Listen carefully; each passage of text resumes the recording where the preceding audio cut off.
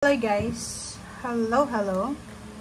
Welcome dito sa aking channel, Kapalaran 888. Welcome, Gemini. Gemini, alamin natin ang good luck, good fortune mo. So, alamin natin kung ano yung possible na good luck message para sa inyong lahat. First card natin, wow, it's the blessings. Blessings. Enormous. Huge. Okay. Ang galing naman ito. Gemini. Okay. First chakra, Archangel Michael. 35 money. Okay. So, nakikita natin dito, Gemini, na you will be blessed. Okay? Huge. Malaki. Napakalaki. Enormous blessings. You are supported. Nandito si Archangel Michael para supportahan ka in terms of money, in terms of job or career.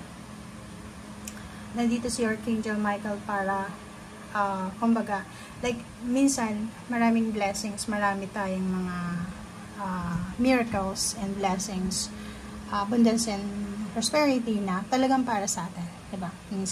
Minsan talagang papasok yun sa buhay mo, but unfortunately bigla siyang lalabas, diba? Parang ganun, pumasok yung pera, tapos biglang labas siya. Biglang yaman, biglang hirap. Parang gano'n. Or may success, and after success, may pain. So, dito sinasabi na, ano naman itong blessings na pumasok sa buhay mo. And dito si Archangel, especially money. Kasi 35 to 8 is money, infinity. Especially sa money. So, nandito si First Chakra Archangel Michael para protectionan ka.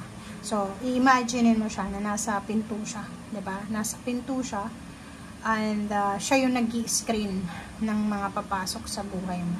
It's either blessings, it's either prosperity and abundance, parang ganun. So, be happy.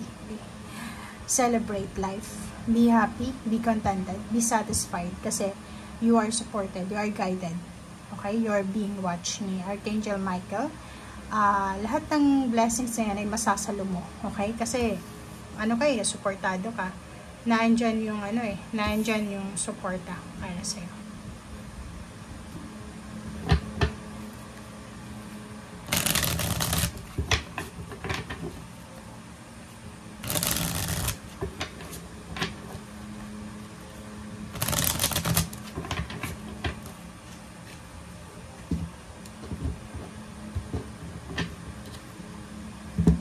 Okay.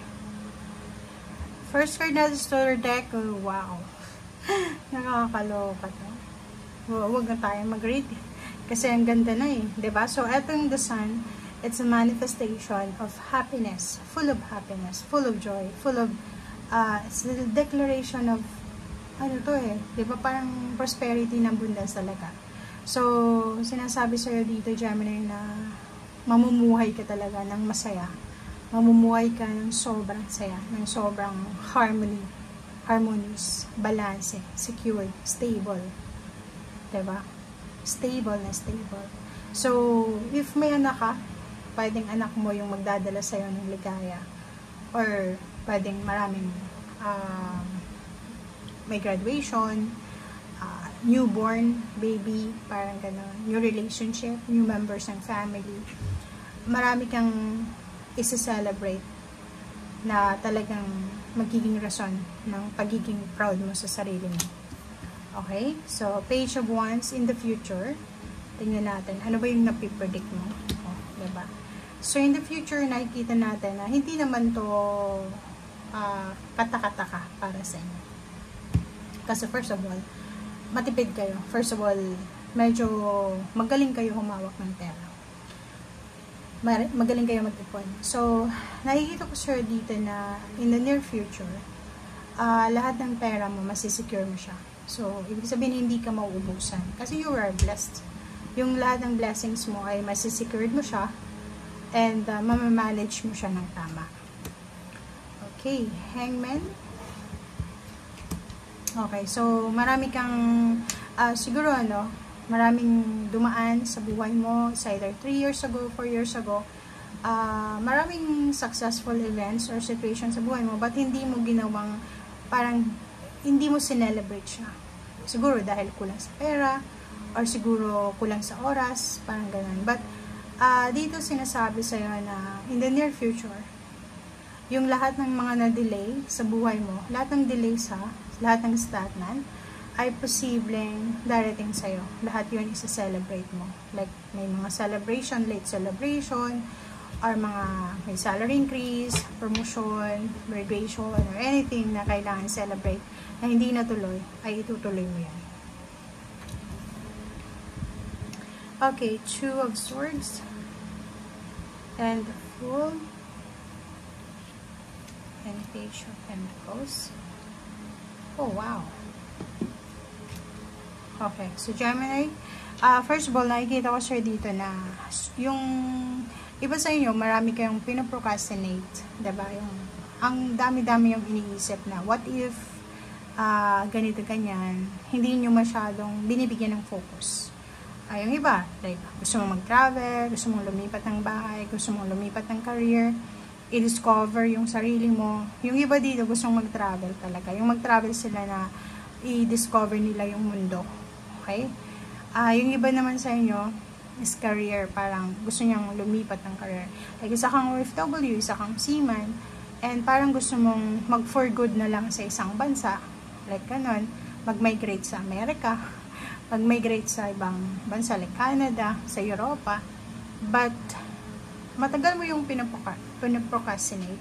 But dito, sinasabi sa'yo ng barahan na bibigyan ka ng strength, ng courage, ng confidence ni Archangel Michael, sa either ng ating Panginoon or ng universe, para ituloy itong mga na-delays mong plano or itong mga plano na to na talagang deserve mo na makuha.